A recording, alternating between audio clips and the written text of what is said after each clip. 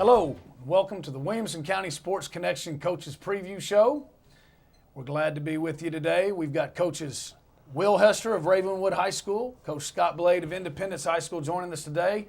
This is the WCTV Game of the Week. 3-0 Ravenwood travels to 4-0 Independence. Coaches, thank you for being with us today.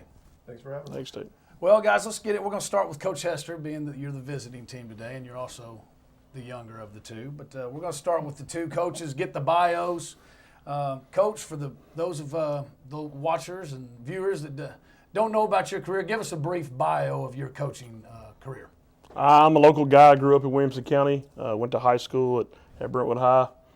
Then went on to Tennessee Tech. Started my coaching career at Laverne High School as an assistant to Tom Crawford. Stayed there through Don Thomas.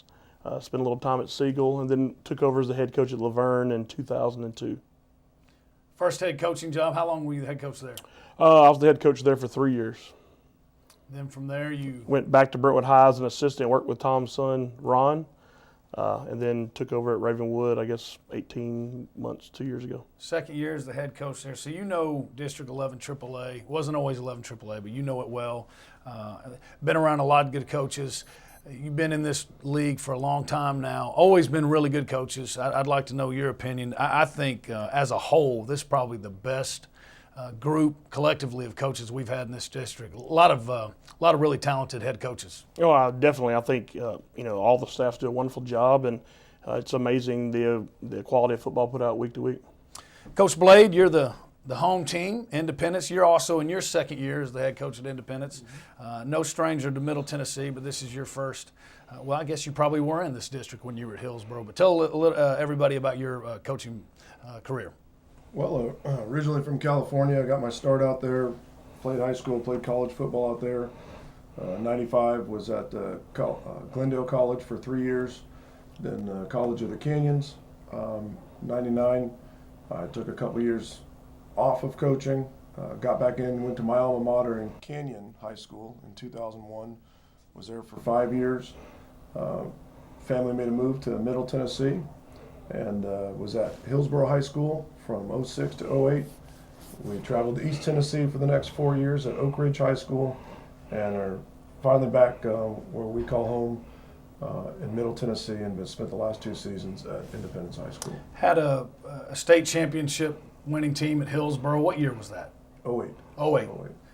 That was a lot of people remember that team. Very good team. Eric Gordon and the guys. One of the better Hillsboro teams. So I believe when you were at Hillsboro, you all played the Brentwoods and the Franklins at least some of the years. We played Franklin and the MBA. Those were 2 non-conference games. The district was different then. It was Lawrence County, Shelbyville, Tullahoma, Maplewood, Hillwood, and I know I'm forgetting a couple, but it was more of a metro district, and then more of a out there in Tullahoma area. Gotcha. Well, let's talk a little bit about your staffs. Coach Hester, we'll start with you two. Like we said, both of you are in your second year as the head coach at your school. So I'm guessing, obviously nobody's been with you a long time because you haven't been there a long time. But tell us a little bit about your staff. Maybe if you coach one side of the ball, what side of the ball you're most heavily involved in. Tell us about your staff. Currently, I'm called the offense, so I guess I'd be the offensive coordinator of our staff. Daniel Keel's the defensive coordinator. Our secondary coach, we have 2 of them, Paul Derrick and Joe Cardinal. Our linebackers coach is Zach Farkas. Our outside linebackers coach is Coach Keel, who is the defensive coordinator. Andy Elrod does our defensive line. That's our defensive staff. And on offense, Dan Questenberry coaches quarterbacks. Clint Finch and Questenberry Finch came over from Brentwood with me. Coach Finch coaches the offensive line. Bryant Gunner is our running backs coach, and Alex Tracus is our wide receivers coach. For those of us that have not seen Ravenwood play this year or last year, kind of give us a brief overview of what can we expect from the Raptors on offense, what can we expect from you on defense? As everybody in the country these days, we're a spread team on offense. We have a couple of pretty good wide receivers in Van Jefferson and Austin Percy. We feel like our running backs have done a wonderful job so far this year, and the Rowland brothers, Seth and Chris. And Cole Brown, this is his first year as a starter at quarterback, but he's done an adequate job for us and has been getting better every week. Go ahead. And defensively, we're a 3-4 team. a little undersized, so we try to use movement to get us in the right position. We're not the most athletic bunch out there, but our kids do a good job of understanding the scheme and being in the right spot. Coach Blade, Independence Eagles, if we haven't seen you play yet this year, what can we expect offensively and defensively from your team? Well, offensively, we're a spread team. We've gone to no huddle, complete no huddle. We're up tempo. We try and get as many snaps as we can. Defensively, we're a slant 4-4. And same defense I've run for years. And again, we're undersized as well on the defense, try and take advantage of some movement and getting the kids as comfortable as they can out in space. So I think we're same defense we've seen since I've been in the state. Offensively has evolved a little bit based on the people and based on what you have each year. But we do like what is the trend in the college football, especially that up tempo. Our kids have adapted to it well, and we're trying to run it and getting a little better at it each week. You mentioned you were in East Tennessee the last few years at Oak Ridge High School, one of the traditional powerhouses in the state of Tennessee. If you know anything about Tennessee high school football, you know Oak Ridge. You got the job relatively late at Independence last year, so your staff was pretty much as is. I know you've added or a few changes this year. Talk a little bit about your staff also. Where are you most heavily involved? Yeah, the staff has, evolved too over the last 2 seasons. So you had Greg Burns, who does our corners and our wide receivers. He's from the former staff, and Jonathan Boren, who helps out with our wide receivers. He does the safeties. Chad Gates was a freshman head coach. He's been there since the inception and continues to be the freshman head coach. And the rest of them are new guys that I've hired and brought along. Keith Hudson does the running backs. Then Mike Mathews does our O-line defensive ends. Let's see, Lance White is our defensive coordinator, and he'll do the inside linebackers. Kelly Myers coached with me for 3 years at Hillsboro, has joined the staff this year, so it's our 4th year together. He helps out with the offensive line and the defensive tackles. And then we've got a couple of new hires that were brought on late. Matt Powell helping out with the freshmen, and then Jeremiah Justice just hired in a week before the school year started, and he's helping out with the running backs and volunteering right now. We hope to get him more plugged in as the year goes. I personally work with the quarterbacks. I call the offense, but that's there's some familiar faces from before I got there, but a lot of them are new. I'll ask you, it's really the same for both schools, I think. But you mentioned the freshman coaches. The amount of young men participating in football now is just, it's grown so much, especially in this county. All of you all just about have over 100 players on the team. 9 through 12, those freshman staffs, it used to be you could coach it all. It's just really, those freshman staffs have become very important, haven't they? They have, and as you get, we try and include our freshmen in our individual drills. Obviously, the team drills are separate, but we've added another full-time guy to try and be with them as much as they can. It's still, to be honest with you, still don't have enough full-time guys to help out coach the freshmen and keep eyes on them. But we're fortunate that we've got 2 good guys down there working with them, and during the individual drills they get a chance to work with the varsity coaches as well. So, Coach Hester, let's start with you. Let's talk about the players on both sides of the matchup, the 2 schools. But we'll start with Ravenwood, Coach Hester. Coach, tell us about some of your seniors, your leaders. Hopefully, I know you guys are hoping that your seniors are your leaders, but talk about some of your seniors, your leaders, and then some of your players to watch for the Raptors this year. Well, probably the leader of our team is number 3 for us, Austin Burt. Plays H-back for us, plays outside linebacker for us. It's his locker room. He's kind of in control of the whole deal. He's done a wonderful job of being a leader, and it just comes naturally to him. Jeb Stewart, number 11, inside linebacker, and Garrison Geronimus, number 4, another outside linebacker for us, do a wonderful job. They're seniors as well. Kind of the quarterback of our secondary is Nick Barton. I think he's wearing number 13 this year after changing over from number 25 last year. But Nick's a real smart guy, one of those 5.3 GPA guys or whatever it is, all those AP classes they take. But he does a great job of getting us lined up and getting us where we're supposed to be. And I couldn't say enough about those guys. We're starting 2 seniors at corner, and Nick Axon and Jacob Smith.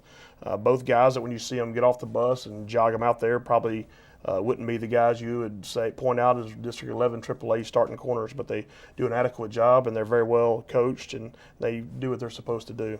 And then offensively, it's kind of the same team that we had last year with Austin Percy and Van Jefferson at wide receiver. We're playing Seth and Chris Rowland all over the field. Chris a little bit in the slot as well as at tailback, and Seth mainly at tailback. And Cole Brown, our quarterback, was a wide receiver for us last year as our quarterback this year. All those guys are seniors except for Chris Rowland, who's the junior in that group. And then on the offensive line, Tyler Tenney's the leader of our offensive line, right tackle for us. Alexander Sleenhoff, the left tackle, is another senior. Those guys have played a lot of snaps at Ravenwood. And the guards that we play, Stephen Markinsini and John Singleton, both played some for us last year too. So we got a lot of experience on the offensive side of the ball, and those guys do a wonderful job of keeping the practice tempo going and making sure that we're doing the right things. You mentioned Van Jefferson, Coach Blade. Really, it's kind of interesting. He went through this last year with Rashawn Galden and Vic Wharton, his 2 really very highly recruited athletes that he had last year. Both of them ended up at the University of Tennessee. But Van Jefferson is one of the highest recruited receivers in the country this year. Talk a little bit about I think from talking to you, he's really handled it well. How is the team? How has the team reacted to that? Have they enjoyed? I mean, every big-time head coach in the country has been through Ravenwood at some point in time. But talk a little bit about that, how that's affected in a good way or a bad way your team. Well, I mean, he raises the level of competitiveness at practice every day. From every sophomore, freshman to every senior in the group wants a piece of him. They want to be the guy to tackle him or pick a ball off from him or whatever. That's just he's raised that level of competitiveness in practice. And the kids are great about it. He committed recently to the University of Georgia, and they were all giving him a hard time. They all had their 2 cents on where he needed to go and what he needed to be doing. And that was a good situation for those guys. And, just like I tell those guys, all those people may be there to see Van, but, if you can catch their attention at practice or during the game or whatever, it could be your opportunity to step up and have that opportunity to, maybe go play somewhere like that if they can make a good impression. Coach Blade, Independence Eagles. Let's talk about your team. Seniors, leaders, players to watch. Yeah, we don't have we're small on the senior class again. Last year we had 11 seniors. This year it's 12 or 13. So we're a young team really again. But the seniors that we do have that have really kind of stepped up and assumed the leadership role on defense, Ben Beavers. He's the only senior in the secondary, and he really is the like Coach said, the voice of the locker room. The kid, he has the team's ear. And he's doing a great job for us. Ben Beavers, starting strong safety. Adam Martin is another one that's really come on. He's a undersized middle linebacker, real smart kid, plays a really good baseball player as well. But he understands things, and he's a good role model for the younger kids. He shows up every day. He works his tail off, and he's doing a good job because he's the only senior at that linebacker crew. Jake Heckman on the defensive line, another undersized guy, but the guy that makes plays, plays above his stature, if you will, and he's done a great job for us. Then you look at offensively, Dom Childress, out of all the skilled positions, Dom Childress is the one senior there, our running back who just recently committed to Navy, he's a terrific senior to have and a playmaker for us. Offensive line, there are 3 seniors that are Anthony Dalton, the senior, the center, Deion Thompson, a guard, and Noah Leak, a tackle.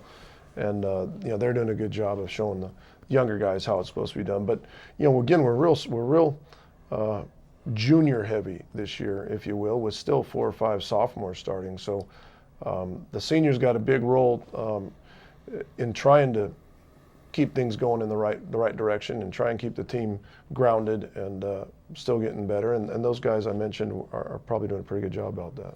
You mentioned not a whole lot of seniors. How do you handle that as a coach when obviously some of those juniors have stepped up, like you said, but if there's a lack of senior leadership in your locker room and on your team, how do you address that? Does that become the head coach's responsibility, the coaching staff's responsibility? How do you all feel about that? Yeah, some of that is our responsibility. Some of that is you try and put as much on your seniors because it's their team. Ultimately, it's their team. It's their memories. We're on the sideline. We're going to call the best plays we can, but ultimately they got to execute. They got to come out to practice every day and put in the work. And so some of that you have to, show them how to lead and encourage them. And then assistants have to do the same thing. And then, at some point, the juniors, our juniors have a lot of experience from last year. We started 9 of them full-time last year as sophomores. So they kind of been there, done that. And so they need to start being responsible for themselves. So, and then next year when they're ready to take over the primary role as leaders of the team, hopefully they're in a position to do that. But yeah, it comes from, the head coach. It comes from the assistant coaches trying to get down to our seniors. What needs to be done? We need to step in there, step in here to help them see what it means to lead. Let's talk about some of your past games. Again, we'll start with Coach Hester and the Raptors instead of the visiting team. 1 game less. You actually had your open date last week. 3-0. You've had victories over Stewart's Creek, Clarksville, and Laverne. You looked really impressive in all of them. Talk a little bit about those games. Let's start with the Stewart's Creek game. That was the first game of the year. Sometimes you don't know how you're going to come out. You've got the scrimmages, but you don't really know. I got to think you were about as pleased with that Stewart's Creek game as you could be. Well, I mean, it went about as well as it could for us. I mean, we scored 56 points in the half, and it gives you the opportunity to play a bunch of kids and do that sort of stuff. And, obviously Stewart's Creek's just the second year in their inception as a program.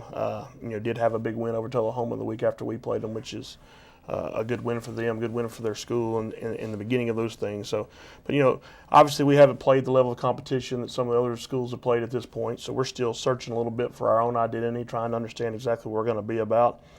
Proud of the way the kids are playing. We went on the road to Clarksville, which is an adverse situation in and of itself, having to take an hour bus ride and do all that kind of stuff. And our kids handled that adversity well. Started a little sloppy, as you would expect in your first long road trip and that kind of thing, but we finished strong and went and did a lot of good things against them. And then last week against Laverne, I think our defense has been getting better each week. They've done a good job of understanding where they fit in the big picture. And, just like most everybody, we run a gap control defense. And as long as everybody does their job, the team seems to be more successful. And we did a good job of doing our job last week against a good Laverne team that, has a SEC offered kid at tailback and, Division I commit at Western Kentucky at wide receiver. So they got a lot of offensive weapons. We were able to hold to 70 yards, so couldn't be more proud of those guys. Right, and we don't know about Laverne. I mean, Laverne plays in 7 AAA, one of the toughest districts in the state, along with the D2 AA and then 11 AAA here. So, one thing you've seen some athletes. You're probably going to see some athletes tonight too. But again, 3-0 for the Raptors, 0-0 in 11 AAA. This is your first district game. Any difference there, or is it just a big time? No, it's just another game. I mean, like I've kind of mentioned, we're starting 9 seniors on defense and another 9 on offense. I mean, these guys played in this game last year. I mean, they went through the district gauntlet that is 11 AAA, and I think there's so much parity in our league that on any given night somebody can knock off each other, and all the teams are so well coached. It's hard to get one over on somebody. So, the key to our guys is just showing up and executing the plan and playing Ravenwood football and making sure that we execute to our best ability. Coach Blade, the Independence Eagles are 4-0. You are 1-0 in 11 AAA. You've got a victory over Summit, but victories over Kenwood, Marshall County, Summit, and then Beach. Let's talk a little bit about those games. I hate to start with the last one, but the Beach game, 49-7 victory over the Beach Buccaneers. Had a chance to go up 56-0. We talked a little bit about that. Not going to get into that, but had a very good chance to go 56-0. Again, I'm guessing you had to be very, very pleased with that. Well, the wins and losses kind of they accumulate. They take care of themselves. I think one of the things as coaches I look for, I find rewarding is we work on the weekends to come up with game plan. We're not sure. Obviously, it's a different offense than what we're used to seeing, meaning they're going to put double tight, 3 running backs or unbalanced, and they're going to have all 11, a lot of times, all 11 within 10 yards.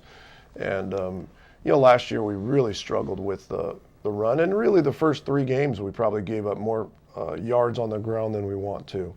And so we challenged the kids, and the kids, regardless of the score, because you never know what's going to happen with the score, and the kids, I thought, executed the game plan as well as they could. And they were into it. They were into it at practice. They were focused, and good things came out our way. Things just happened to, sometimes those things happen where you just everything, the ball bounces your way, the calls go your way, the tips go your way, if you will, and you get a lopsided score. I've been on the other side of that as well, where, man, nothing goes right, not a doggone thing, and that's no fun. So it literally went our way as best as we could last week, and that's what we're taking away from it. But we know that we've played a couple of good teams in our previous 4, but as Coach said, I use a couple of words: the gauntlet and the parity. I mean, this is a district now that anything can happen. The right team gets hot, at the right time. Man, you can really make some noise. Opposite end of that is, man, there is so much parity in this league that it's anything goes every Friday night. So this is the game of the week, and that's exciting. But man, there's a ton more football left, and there's a lot of good games going to be happening. There is, and you hear it on TV a lot in the college and the pros, but it really, and especially in this district, like you said, especially those top teams, injuries are going to have to play a lot into it too, or could play a lot into it too. It seems like both of you all are, at this point of the year, as healthy as you can be. Yeah, I think, knock on wood, we've been, I think last year we got struck with an injury bug at some point in the season, and you lose the wrong 1 or 2 guys, that can hurt you, any good team. But we're fortunate. We've avoided some of that to this point. But that's one play. That's why we try and get as many guys reps as we can to get them game experience for just such an occurrence. But we're fortunate right now that we're relatively healthy. All right, scouting reports. Coach Blade alluded to it earlier. Both of you guys have been known to work a lot of hours. Know you early Saturday. You were already working on the next game. So let's start with Coach Hester. Coach Hester, when you watch the independence film of these 4 games we just talked about, what do you see, and what do the Raptors need to do to come out and be successful tonight? Well, I mean, obviously their athleticism jumps off the page. You got on offense, we were talking a little bit before the show started. I don't know that Andrew Bunch has thrown an incomplete pass this year from the looks of things, and from the way that we have scouted it out. He's having a phenomenal year. We liked him a lot last year. I think the injury bug kind of got him last year, but he's a great quarterback. And Dom Childress, of course, is this whole entire league's got every team's got a solid running back, and Dom is definitely one of those guys. And anytime you can get Ashley Ingram to come down from Navy and recruit a kid, obviously he's a very good player, and so Dom is definitely a concern offensively, and then defensively, Coach alluded to him being kind of undersized. That may be the case, but they get after it. They play with a lot of intensity. Defensive line does a good job of redirecting themselves. They're going to move, but then if they have to move again, they'll be able to redirect themselves, and they do a good job of spinning off blocks and playing low and those sort of things. Probably the most impressive thing for us is the play of the offensive and defensive lines, how they play low. They do a good job of keeping people's hands down and doing that sort of thing. So those things caught our attention, but Andrew Bunch jumps off the page, and we're going to have to do a good job of trying to confuse them or get our hands on balls or something, or it'll be another easy night for him. To add to that, you probably already knew this, but Andrew Bunch's quarterback rating so far is 142.6. So my calculator can't go that high. If he was in the NFL, he would be a first pick of the fantasy draft. So, Coach Blade, same deal. We know you got started on it early on Saturday. When you look at the Raptors, there are 3 games. What comes out at you? What stands out at you that you all need to do tonight to be successful? Well, similar, very similar team. Like I said, very familiar faces over there. They did a heck of a job last year. They've continued right where they left off, and offensively, obviously, they run the ball. I think they're the most balanced team we'll see, maybe the whole year, because they run it and they throw it really, really well. Now their quarterback is the thing. Quarterback, you got a running quarterback. I know that's. They like to sprint him out and roll him out. He does a great job rolling and throwing on the run, and then if it's not there, taking it and making something out of nothing. Obviously, they got one of the states and the premier receivers in the nation that can take the ball at any time and go the distance. We know that. We're very well aware of that and the challenges that face us there. Defensively, like you said, they give us different looks, and they're very similar in the fact that they move really well and they get after the ball really well.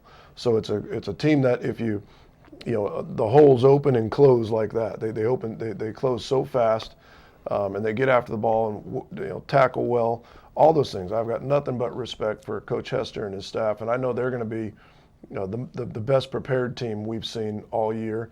And kid for kid, they're very similar. A lot of these Williamson, all of our kids are really similar. They've got one or two guys that can break a game open, but that's what's exciting about this. There's no okay, we can, for the rest of the year, chalk that one up as a win or whatever. These are games that are going to be exciting to the finish and exciting for fans to experience, and I'm excited to be able to coach in it. I'm glad you said it. I was going to say that. It seems, outside looking in, very similar. It looks like you all, obviously red and black, Navy and Vegas, but it seems like two very similar football teams. I think it's going to be an exciting environment. It's, Williamson County, 11 AAA, the Indy Nation. I don't know if we call it the Raptor Nation, but it's the two great student bodies. Yeah. One side's going to be Navy, one side's going to be black. I think it's going to be a very exciting environment, especially. And the neat thing is, I love that these kids are getting to play in front of these great crowds. So we appreciate both of you all being here today. Appreciate you sharing. I know sometimes you all don't always like to do that. That's another thing I think is pretty neat about this district. You guys all might not be eating donuts together on Saturday, but you all have a very high level of respect for each other and all of the coaches in this district. And I think it carries over into the way the kids act on the field too. It's going to be a great environment. Appreciate both of you all being with us today, and good luck tonight. Thank you very much. Okay, that's the Williamson County Sports Connection Coaches Preview Show. Remember the WCTV Game of the Week. Ravenwood Raptors 3-0 travels to the Independence Eagles 4-0 down in Thompson Station. You better get there early. Thanks for being with us. Hope you have a great weekend.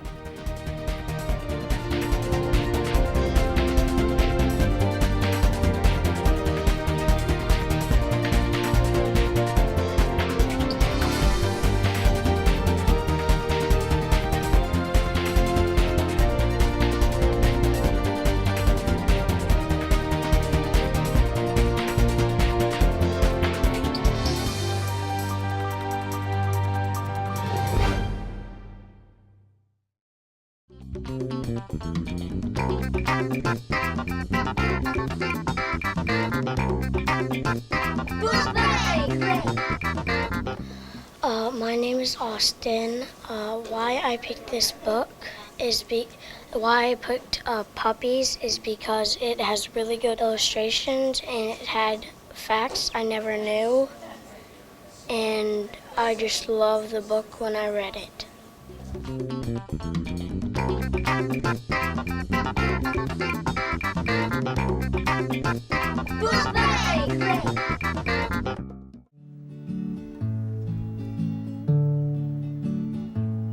If we want to keep the blue in the sky, the green in the trees, we better care for the air we breathe.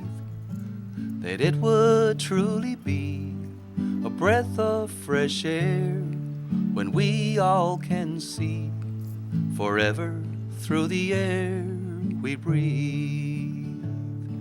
So let's really try to be more aware of what we can do to clean up the air we all share. So let's you you and me. Roll up our sleeves, let's do all we can and care for the air we breathe.